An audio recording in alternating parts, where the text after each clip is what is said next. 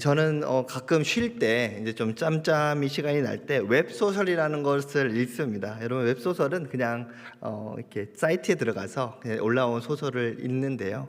저는 요즘에 이제 읽고 있는 소설 중에 하나가 이제 기획재정부라고 하는 소설을 읽습니다.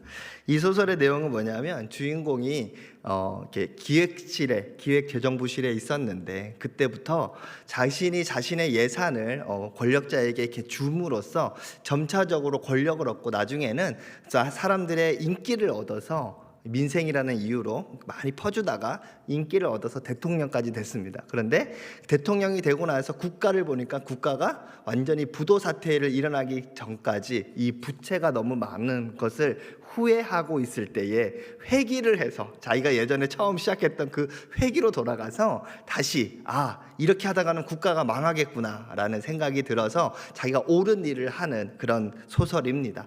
그런데 옳은 일을 하는데 쉽지 않다라는 것이지요. 자신이 이 국가의 부채를 줄이고자 정말 필요 없는 사업들을 자꾸 하지 못하게 하고, 예를 들면 이런 게 나옵니다. 우리나라에 이제 그 공공요금이 그렇게 비싸지 않아서 공공요금 때문에 이제 공기업들이 엄청나게 적자를 내고 나니까 공공요금을 올리는 일을 합니다. 공공요금을 올릴 때 사람들은 그래, 우리나라의 부채를 갚자라고 하면서 박수를 쳐줬을까요? 아니죠. 그 소설의 내용에는 다들 나와가지고 광화문에서 그다음에 청와대에서 막 다들 나와서 시위를 하는 그런 장면들이 계속적으로 나옵니다.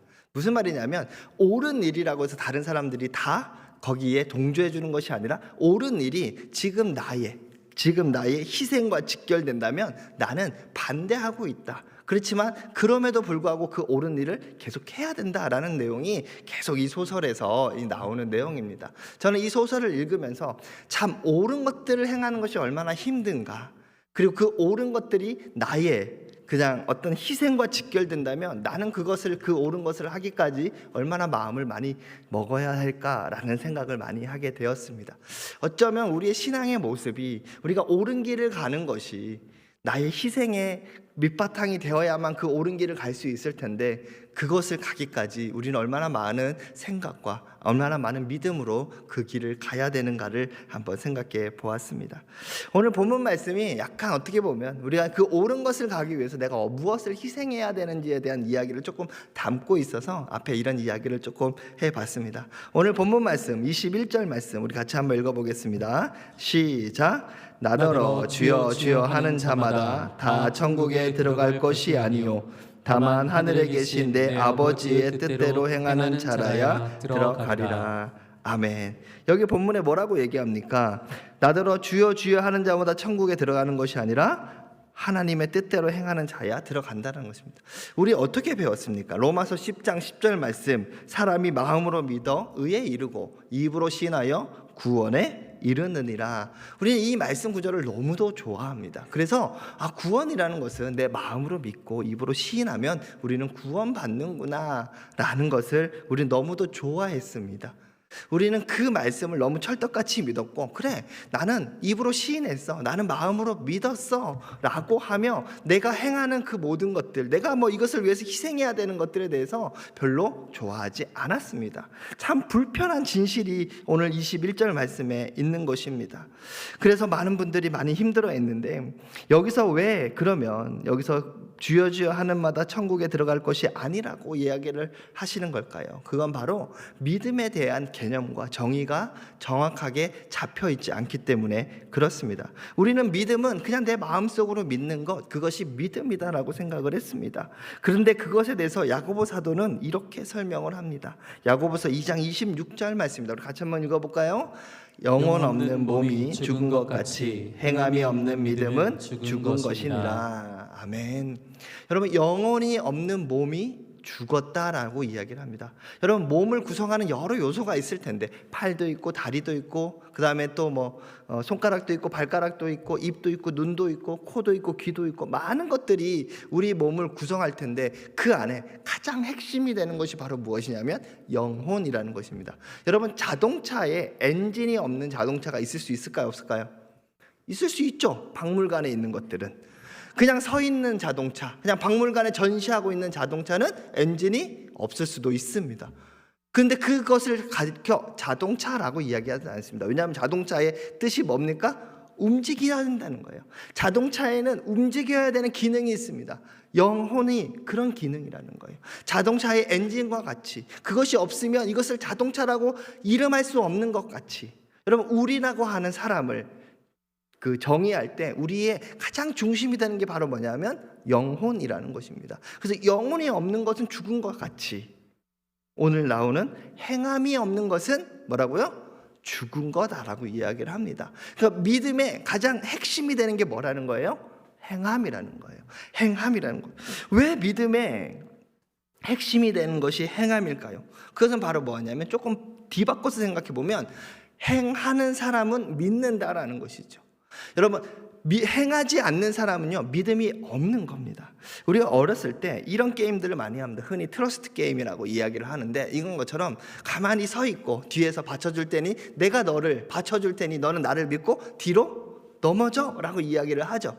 근데 이거 생각보다요, 이거 해보신 분은 알겠지만 생각보다 어렵습니다. 되게 나는 뒤에 사람을 믿어서 금방 할 줄 아는데요, 딱 넘어지려고 하는 순간에 막 힘이 팍 들어가고요, 막 이렇게 넘어지려다가 팍 일어나기도 하고 그렇습니다. 왜냐하면 뭐가 없으니까요? 믿음이 없으니까요. 믿음이 있는 사람은요, 뒤에 사람에 대한 확고한 믿음이 있는 사람은 그냥 넘어지겠죠. 근데 뒤에 있는 사람에 대한 확고한 믿음이 없으니까 뭐예요? 넘어지지 못하는 것입니다. 즉, 행하지 않는 믿음은 믿은 것이 아니라는 것이죠. 그것은요, 아까 얘기했던 영혼이 없는 사람은 사람이 아닌 것처럼 행함이 없는 믿음은 믿음이 아닌 것입니다. 이런 맥락으로 따졌을 때 아까 이야기했던 21절 말씀이 이해가 됩니다. 나더러 주여 주여 하는 자마다 천국에 들어갈 것이 아니요 다만 하늘에 계신 내 아버지의 뜻대로 행하는 자, 그러니까 믿음을 가지고 있는 자, 행동하는 자라야 그곳에 들어간다라고 이야기를 합니다. 그러자 이 예수님의 말씀을 들은 사람들이 이렇게 생각했을 것 같습니다. 22절 말씀 우리 같이 한번 읽어볼까요? 그날에 많은 사람이 나더러 이르되 주여 주여 우리가 주의 이름으로 선지자 노릇하며 주의 이름으로 귀신을 쫓아내며 주의 이름으로 많은 권능을 행하지 아니하였나이까 하리니. 아멘. 예수님, 나 행하지 않았던 거 아닙니다. 나 행함이 없었던 거 아닙니다. 예수님 보세요, 내가 무슨 일을 했어요? 선지자 노릇도 하고 주의 이름으로 선지자 노릇도 하고 귀신도 쫓아내고 많은 권능도 행하지 아니하였습니까? 이렇게 이야기를 한 겁니다. 제가 이 22절을 보면서 좀 궁금하더라고요. 진짜 그런 시대에 그냥 예수님이 아닌 다른 사람들이 이런 일들을 할 수 있었을까라는 고민이 생겨서 막 책을 좀 찾아봤습니다. 그랬더니 유대 문헌에 있는 탈무드에 보면 호니 하메아겔이라는 사람이요, 가뭄 때 원을 그리고 그 안에 서서 기도를 했더니 비가 왔다라는 이야기가 나와 있습니다. 또한 한이나 벤도사라는 사람이 치유의 기적을 행하였다라는 말도 되어 있고요. 유대의 고대사를 쓴 요세푸스라고 하는 유대의 굉장히 저명한 학자는 이렇게 이야기를 합니다. 엘르아살이라고 하는 유대인이 베스파시아누스 황제 앞에서 귀신을 쫓아냈다라는 것들이 그 문헌에 쓰여져 있습니다. 그 얘기는 뭡니까? 실제로도 정말 기적을 행하고 사람들을 치유하고 또한 죽기, 그냥 귀신을 쫓아내는 일들을 했었다라는 것입니다. 어쩌면 이들은 예수의 이름으로 그 일을 했기 때문에 믿음의 행동을 한 것은 아니야? 우리는 이렇게 생각할 수 있습니다. 그러나 그런 행동을 한, 나는 했지요, 나는 행함이 있지요, 나는 믿음이 있는 사람이에요 라고 했던 그들을 향하여서 23절에 예수님이 이렇게 이야기를 합니다. 같이 한번 읽어보겠습니다. 시작. 그때에 내가 그들에게 밝히 말하되 내가 너희를 도무지 알지 못하니 불법을 행하는 자들아 내게서 떠나가라 하리라. 아멘. 여기서 뭐라고 얘기합니까? 너 그거 했어. 그런데 나는 너를 알지 못해.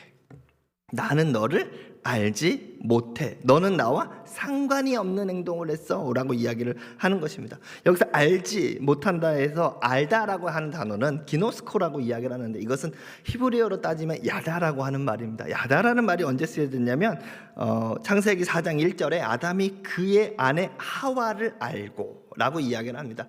즉시 부부가 아는 것처럼, 부부가 서로를 아는 것처럼 경험을 통해 친밀한 암, 그것을 바로 우리는 기노스코 아니면 야다라고 하는 단어를 쓰고 있습니다. 즉 여기가 알지 못한다는 건 뭐냐면 너가 나와 친밀하지 않아. 너와 내가 어떤 친밀함 가운데 있지 않아. 나는 그래서 너를 알지 못해라고 이야기하는데, 그런데 여기서 한술 더 떠서 뭐라고 얘기를 하냐면 너가 나를 알지 못하는 너희들 내게서 알지 못하니 뭐예요? 불법을 행하는 자들아 내게서 떠나가라 라고 이야기를 합니다.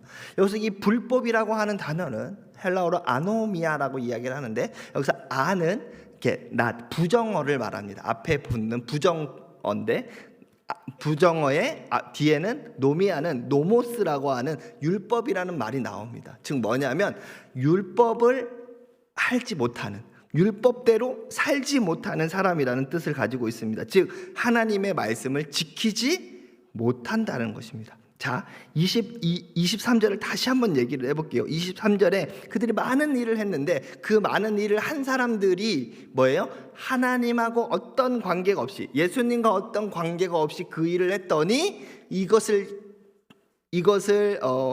말하면서 너희는 지금 율법, 하나님의 뜻대로 살고 있지 않는 사람이야 라고 이야기를 하고 있다라는 것입니다. 여러분 여기서 우리가 중요한 사실을 하나 되는데, 우리는 흔히 법을 지킨다라고 할 때, 하나님의 법을 지킨다라고 할 때는 명문화되고 명확하게 제시된 규정, 다시 한번 말씀드립니다. 우리가 법을 지킨다고 할 때는 명문화되고 명확하게 제시된 규정을 따른다고 생각하지만, 성경에서 말하고 있는 법을 지킨다는 의미는 뭐냐면 하나 계신 하나님과의 관계 속에서 오는 역동적으로 적용되는 그분의 뜻을 따른다는 것입니다. 다시 한번 말씀드립니다.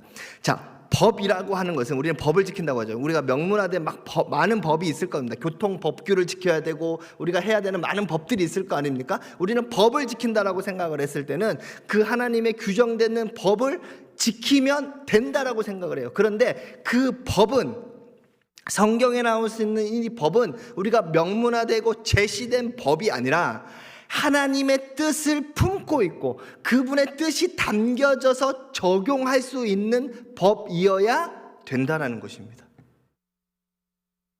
여러분 그것을요 유대인들은 지키지 못했다는 거예요. 예를 한번 들어보겠습니다. 예를 들면 우리가 어렸을 시간에, 도덕 시간에 이런 말 한번 들어봤을 것입니다. 법은 최소한의 도덕이다. 혹시 들어본 적 있으십니까? 법은 최소한의 도덕이다. 여러분 우리에게 도덕은 뭘 얘기를 하고 싶냐면요, 도덕은 더 많은 것을 요구하고 싶지만 강제할 수 있는 부분이 없기에 더 이상 강요하지 못하는 것입니다. 더 좀 예를 들어보면 우리가 남을 해치지 말라고 하는 법이 있다라고 생각을 해봅시다. 그렇다면 더 큰 범위에서의 도덕은 어떤 의미를 담고 있을까요? 남을 해치지 못하는 것에서 끊어질까요? 아니면 더 넓은 의미에서는 뭐가 있을까요? 남을 사랑하라는 말까지 있지 않지 않을까요? 때리지 않는 것을 넘어서서 사랑을 보살펴 주는 것까지가 도덕적인 요구입니다. 그러나 이것을 강제할 수 없기에 너는 다른 사람을 때리지 마라고 하는 법으로만 규정할 수 있다라는 것이지요. 그래서 이것을 우리는 법이니까 난 이것만 지키면 돼가 아니라 원래는 뭐를 가지고 있다라는 거예요. 남을 사랑한다라고 하는 그 도덕적 요소까지 가지고 있어야 된다라는 것이죠.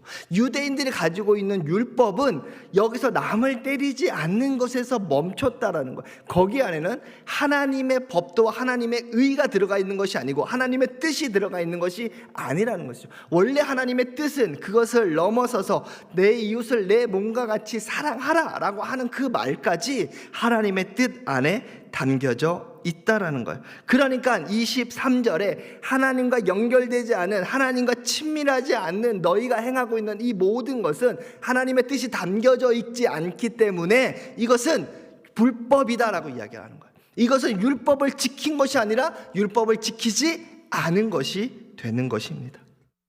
그럼 이게 왜 이렇게 됐는지 조금 사정 설명을 좀 드리면, 이 유대인들이 말년에, 그러니까 구약의 말기에 어떤 일을 당했습니까? 하나님의 율법을 지키지 않고 하나님의 말씀을 지키지 않아서 그들이 바벨론에 멸망하고 포로로 끌려갔지 않겠습니까? 바로 포로로 끌려간 다음에 그들은 생각했어요. 내가 왜 포로로 끌려가야 되나 생각해봤더니 내가 율법을 지키지 않은 거예요. 그래서 그때부터 그들은요, 이 율법을 철저하게 지키기 위한 노력을 기울였습니다. 그런데요, 하나님이 주셨던 율법은요, 두리뭉실했어요. 그럼 하나님이 주신 율법은요, 뭘 하나 명확하게 팍팍팍팍 제시해 준 것이 아니라 하나님이 주신 율법은요, 두리뭉실했어요. 예를 한번 들어볼까요? 우리 십계명에 안식일을 거룩하게 지키라고 얘기를 합니다. 그러면서 안식일에 뭘 하지 말라고 합니까? 일을 하지 말라고 이야기를 하고 있습니다. 그렇다면 이제 이 사람들이 고민하기 시작한 거예요. 안식일을 거룩하게 지키기 위해서 안식일에 일을 하면 안 되는데, 그럼 일을 하는 게 뭐지? 일을 하는 게 뭐지? 뭐가 일이야? 라고 생각을 하기 시작했다는 거예요. 그래서 그들이 만든 규정이 있어요. 이거는요, 성경에 나와 있는 하나님이 주신 규정이 아니라 안식일을 거룩하게 지키기 위해서 내가 어떻게 하면 거룩하게 지킬 수 있는지에 대한 규정을 하나씩 만들기 시작합니다. 그렇게 만든 게 39가지예요. 그냥 좀 대표적인 걸 얘기하면, 그들은 그날 안식일에는 불 피우면 안 돼요. 안식일에는 글 쓰면 안 돼요. 안식일에는 요리하면 안 돼요. 안식일에는 뭔가 물건을 운반하면 안 된다는 거예요. 그래서요, 그 규정을 만들어 놓고 그들은 그 규정을 열심히 지켰습니다. 그러다가 예수 그리스도가 오셔서 예수님과 뭔가요? 충돌이 자꾸 생기기 시작했어요. 누가복음 6장에 보면요, 손 마른 사람을 치유하는 사건이 나타나는데, 그 손 마른 사람을 치유하는 그 날이 안식일이었어요. 손 마른 것을 치유하는 그 일을 뭘로 규정한 거예요? 일로 규정한 거예요. 그러니까 너는 안식일의 규정과 안식일의 율법을 어겼다라고 이야기를 하는 거예요. 그런 일은 또 있습니다. 요한복음 5장에 보면 베데스다 연못가에 48년 동안 앉아있던 병자가 있었어요. 그 병자를 고치셨어요. 그러면서 뭐라고 했냐면, 네 자리를 들고 일어나 걸어가라 라고 이야기를 했어요. 그러니까 그 사람이 정말 나섰죠. 어떻게 행동했을까요? 자리를 들고 걸어갔어요. 그러니까 뭘 어긴 겁니까? 안식일의 율법 중에 뭔가를 나르는 일, 운반을 하는 것을 금지시켰다라는 거예요. 여러분 한번 묻고 싶습니다. 지금 유대인들이 지금 하나님이 우리에게 주셨던 그 율법인 안식일 규정을 하나님의 뜻을 담아서 지금 지키고 있는 겁니까? 그런 겁니까? 지금 유대인들은요, 하나님의 법을 지킨다고 했지만 하나님과 전혀 관계없는 그 자신들의 만든 규정에 빠져서 허우적거리고 있다는 거예요. 그러면요, 제가 조금만 이제 안식일에 대한 이야기를 조금 더 한번 해볼까요? 자, 우리 안식일의 설명을 조금 더 해볼 텐데, 원래 안식일을 만들면서 하나님의 뜻은 무엇이었을까요? 하나님의 뜻은 무엇이었을까요? 하나님께서는 원래요, 창조 때 7째 날을 쉬시면서 우리에게 쉼이라는 걸 주셨습니다. 여러분, 쉼이라는 것을 주셨어요. 근데 이 쉼이요, 우리는 요즘에 어떻게 일하죠? 5일 일하고 이틀 쉬잖아요. 그 전 분들은 6일 일하고 하루 쉬었어요. 그렇죠? 그 전에는 어땠을까요? 쉬는 날이라는 개념이 옛날 고대로 가면 있었을까요? 없었습니다. 예전에는요, 어느 한 날을 지정하고 나는 이 날을 쉴 거야 라고 하는 쉬는 날이 없었어요. 그들에게 쉬는 날은 뭐냐 하면, 뭔가를 채집을 하고 뭔가를 사냥을 해야 되는데 공친날, 그날이 쉬는 날이에요. 그들에게는요, 정확한 쉼이라는 개념이 없었습니다. 왜냐하면 하루하루 열심히 살아야 하루하루를 살 수 있었기 때문에 그렇습니다. 그래서 쉰다라는 개념이 없었어요. 그렇기 때문에 쉰다라는 개념 안에는 뭐가 있어야 되냐면, 그래도 쉬는 사람이 있었어요. 어떤 사람이 있었을까요? 직급이 높은 사람은 밑에 사람이 열심히 일해서 내 필요한 것을 갖다 바치잖아요. 그런 사람은 쉴 수 있었어요. 무슨 말이냐면, 내가 오늘 일을 하지 않아도 내가 오늘 하루 살아갈 수 있는 것을 누군가가 공급해 줬을 때, 누군가가 공급해 줬은 사람은 쉴 수 있었던 거예요. 근데 하나님이 뭐라고 했어요? 내가 너희에게 쉼을 준다라는 거예요. 그 얘기 뭡니까? 하나님이 지금 너에게 너가 필요한 것들을, 너가 지금 그 하루를 쉴 때 필요한 모든 것들을 공급해 주시겠다는 의미가 담겨져 있는 것입니다. 여러분, 쉼이라는 건 이런 거예요. 하루도 쉬지 못한 너희에게 쉼을 주겠다라는 것입니다. 특별한 이 율법이, 이 십계명의 율법이 언제 주어졌습니까? 출애굽 후에 주어졌죠. 여러분, 출애굽할 때 이스라엘 백성들의 신분은 뭡니까? 신분은 뭐죠? 노예잖아요. 노예한테 쉼이 있었을까요? 노예한테 쉬는 날이 있었을까요? 노예는 쉬는 날이 없어요. 그렇기 때문에 이때의 안식일의 쉼의 개념은 뭐냐면요, 너희는 더 이상 노예가 아니라 자유자라고 하는 그 의미도 담고 있습니다. 그거는 영적으로 해석하면 너희는 이때까지 너를 억눌렀던 죄의 노예가 아니라 이제는 거기서 풀어지는 자유자의 개념도 가지고 있었다라는 것이죠. 또한 하나님께서 이 육체의 하루의 쉼을 위해서, 쉼을 통해서 하나님이 궁극적으로 원하셨던 것이 있습니다. 바로 뭐냐면 하나님과 나와의 관계의 회복입니다. 일주일 동안 열심히 일한 그 날은 날이 아닌 하루의 쉰는 그 날을 통해서 하나님과의 관계가 회복되는 것을 원했다라는 거예요. 이사야서 58장 13절 14절 말씀에 보면 만일, 같이 한번 읽어보겠습니다. 시작. 만일 안식일에 내 발을 금하여 내 성일에 오락을 행하지 아니하고 안식일을 일컬어 즐거운 날이라 여호와의 성일을 존귀한 날이라 하여 이를 존귀하게 여기고 내 길로 행하지 아니하며 내 오락을 구하지 아니하며 사사로운 말을 하지 아니하면 내가 여호와 안에서 즐거움을 얻을 것이라. 아멘. 그래서 뭐라고 합니까? 안식일의 날에 다 쉬는 거예요. 어차피 이 이사야 시대는 안식일에 쉬는 게 당연한 거예요. 근데 안식일의 날에 너를 위하여 오락을 하지 아니하면, 그리고 성의를 즐겁게 생각하면 그 안에서 뭐가 온다고요? 하나님이 주시는 즐거움이 온다는 거예요. 한마디로 이겁니다. 주일날 니네를 위해서 열심히 놀러 다니지 않고 교회에 와서 하나님께 예배드리는 그 행동을 하면 너희 안에 뭐가 생길 거다? 하나님 주시는 기쁨이 생길 거라는 거예요. 왜요? 하나님과의 관계성에서 오는 하나님이 주시는, 세상이 주는 것과 다른 그 평안이 우리에게 주어지기 때문에 그렇습니다. 즉 하나님께서 우리에게 쉼을 왜 주셨냐 하면 너희가 육체적인 쉼을 통하여 하나님과의 관계성이 다시 회복되라고 주신 거예요. 그런데 그것을 지금 유대인들은 지금 어떻게 행동하고 있는 거예요? 어떻게 하면 이것을 잘 지킬 수 있지라고 하면서 요리도 하지 마, 불도 피우지 마, 운반도 하지 마, 뭐도 하지 마, 이 규정에 쌓여서 서로를 올가매고 있었지 않습니까? 그러나 예수님은 달랐죠. 예수님은 달랐어요. 예수님은요, 이 손마른 사람을 치유 후 안식일 규정을 어겼다고 하는 그들에게 뭐라고 대답하냐면 이렇게 대답합니다. 누가복음 6장 9절 말씀. 예수께서 그들에게 이르시되 안식일에 선을 행하는 것과 악을 행하는 것, 생명을 구하는 것과 죽이는 것, 어느 것이 옳으냐? 여러분, 안식일에 뭐가 옳으냐는 거예요. 선을 행하는 것, 생명을 살리는 것. 원래 안식일은 뭐예요? 생명을 살리기 위해 있는 거였어요.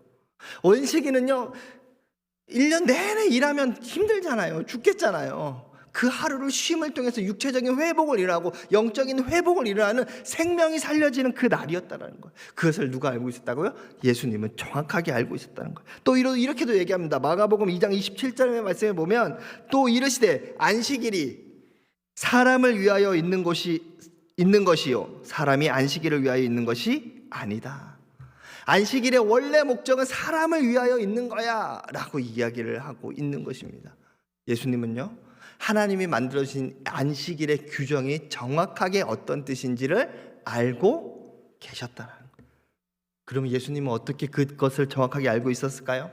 어떻게 알고 있었을까요? 오늘 본문으로 다시 돌아가면 23절에 너희를 도무지 알지 못하니, 어떤 관계가 없으니 법을 알지 못했던 거. 그렇다면 반대로 얘기하면 하나님과의 친밀한 관계를 통해서 하나님의 뜻이, 이 하나님이 주셨다는 법 안에 들어있는 하나님의 뜻이 무엇인지를 정확하게 알고 그 정확한 뜻을 알고 그것을 행할 수 있었다라는 것입니다. 여러분, 이 본문 말씀은 산상수훈의 뒷부분에 있는데요, 저는 이 산상수훈을 아주 좋아합니다. 아주 좋아해요. 진짜 좋아합니다. 왜냐하면 이 산상수훈이야말로 저는 예수님의 가르침의 최정점이라고 생각하고 우리가 꼭 알고 실천해야 되는 부분이라고 생각하기 때문에 그렇습니다.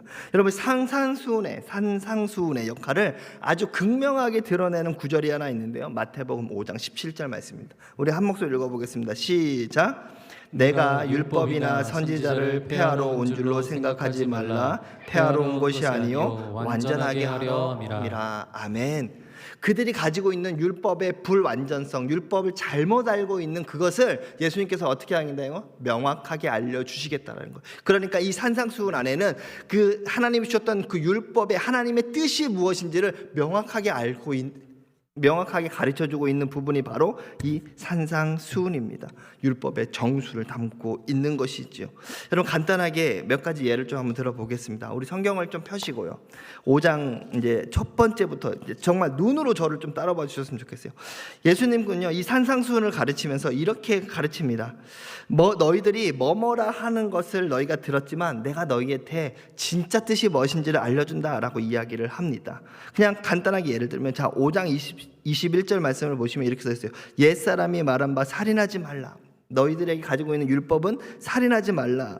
누구든지 살인하면 심판을 받게 되리라 하였다는 것을 너희가 들었으나 나는 너희에게 이 살인하지 말라라고 있는 원뜻을 알려주는데, 그것이 무엇이냐면 형제에게 노하는 자마다 심판을 받게 되고 형제에 대하여 나가라 바보라고 하는 자는 공회에 잡혀가고 미련한 놈이라 하는 자는 지옥불에 들어가게 되리라. 너희는 사람을 찔러 죽이는 것으로, 너희는 그 사람을 찔러 죽이는 것으로 살인이라고 말을 하지만 예수님이 뭐라고 얘기합니까? 너희가 다른 사람을 향하여 비방하고 다른 사람을 향하여 욕을 하는 그것도 살인이다 라고 이야기를 하는 것입니다. 그러면서요, 조금 더 나아가요. 뭐라고 얘기합니까? 23절 말씀에 그러므로 예물을 제단에 드리려다가 거기서 내 형제를 원망 들을 만한 일이 생각이 나거든 예물을 제단 앞에 두고 먼저 가서 형제에게 화목하고 그 예물을 드리라. 예배보다 뭐가 더 우선이라는 거예요? 화해하는 게 우선이라고 이야기를 하고 있는 것입니다. 여러분, 이렇게 예수님은요, 지금 이 율법에 쓰여져 있는, 너희가 지금 알고 있는 이 율법이 얼마큼 잘못됐고 그 안에 담겨져 있는 정확한 하나님의 뜻이 무엇인지를 알려주고 있는 것이. 자, 이제 다시 우리 본문으로 돌아가겠습니다. 지금 뭐라고 얘기합니까? 이제 말씀을 정리할 건데요, 이 본문에 뭐라고 이야기를 합니까? 나더러 주여 주여 하는 자마다 다 천국에 들어갈 것이 아니요 다만 하나님에 계신 내 아버지의 뜻대로 행하는 자라에 들어간다. 여러분, 믿음은 그냥 부르짖는다라고 되는 것이 아니라 행함이 수반된다라는 것까지는 이해하셨죠? 근데 그 행함은 어떤 행함이어야 되냐면 우리가 명문화된, 그냥 우리가 늘 알고 있는 명문화된 제시된 그 율법이 아니라, 그것을 행하는 것이 아니라 그 안에 담겨져 있는 하나님의 뜻까지도 알아야만이, 그리고 그 하나님의 뜻대로 그 일을 행하여야만이 진정한 하나님의 뜻대로 그 일을 하고 있다. 이것이 오늘 제가 드리고 싶은 모든 말씀의 가장 키포인트입니다. 사랑하는 우리 성도님들께 묻고 싶습니다. 여러분의 신앙생활은 어떻습니까? 혹시 주여 주여 부르짖는 것에 멈춰 있지는 않습니까? 아니면 주여 주여 부르짖는 것은 벗어났지만 내 뜻대로, 하나님의 생각을 내 뜻대로 실천하며 나는 지금 하나님의 뜻대로 살고 있다, 나는 믿음 생활 잘하고 있다라고 착각하고 있지는 않습니까? 내가 행동하는 모든 일에 하나님의 뜻이 그 안에 머물고 있다는 것을 알고 계십니까? 그대로 행동하고 계십니까? 저는 개인적으로 신앙생활이 제발 교회 안에서만 머물면 안 된다고 생각합니다. 우리는 너무도 당연하게 교회 안에서 머무는 모든 행동을 통하여 나는 신앙생활 잘하고 있다라고 생각을 합니다. 그렇지만 교회 안의 신앙생활이 아니라 원래 하나님이 우리에게 주셨던 믿음의 신앙생활은 교회를 중심한 행동을 넘어서서 우리의 전 영역, 우리의 전 삶의 부분에 이루어져야 합니다. 여러분, 산상수훈에서 뭐라고 합니까? 형제를 사랑하라고 얘기합니다. 원수를 사랑하라고 얘기합니다. 여러분, 가늠한 그 자들, 마음의 음욕을 품은 자도 가늠한 자라고 얘기하면서 정결한 삶을 살아라고 얘기합니다. 맹세하는 것을 맹세하지 말라고 얘기를 하면서 진실한 사람은 맹세할 필요가 없다라고 이야기를 하면서 너는 진실한 삶을 살아라고 얘기합니다. 이것이 교회 안에만 적용될 것입니까? 교회 안에 들어와서 하는 모든 활동에게만 여러분 정결한 삶을 살고 원수를 사랑하고 형제를 사랑하는 척 하실 겁니까? 아니면 여러분, 이 밖에 나아가서도 여러분이 오늘도 만나는 그 사람을 향해서 여러분 형제를 사랑할 수 있고 정결한 삶을 살기 위해서, 진실된 삶을 살기 위해서 오늘도 힘쓰고 계십니까? 여러분, 이것이 아니라면, 내가 지금 교회 안에만 갇혀있지 않다면, 그리고 또한 나의 모든 행동 안에서 하나님의 뜻이 없다면, 우리는 어쩜 여기서 말하고 있는 내가 너희를 도무지 알지 못하니 나에게서 떠나가라라고 말을 하는 그 책망이 지금 우리의 책망일 수도 있습니다.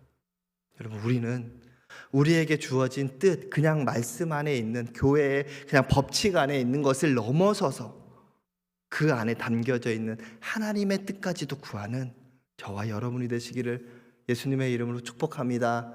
아멘.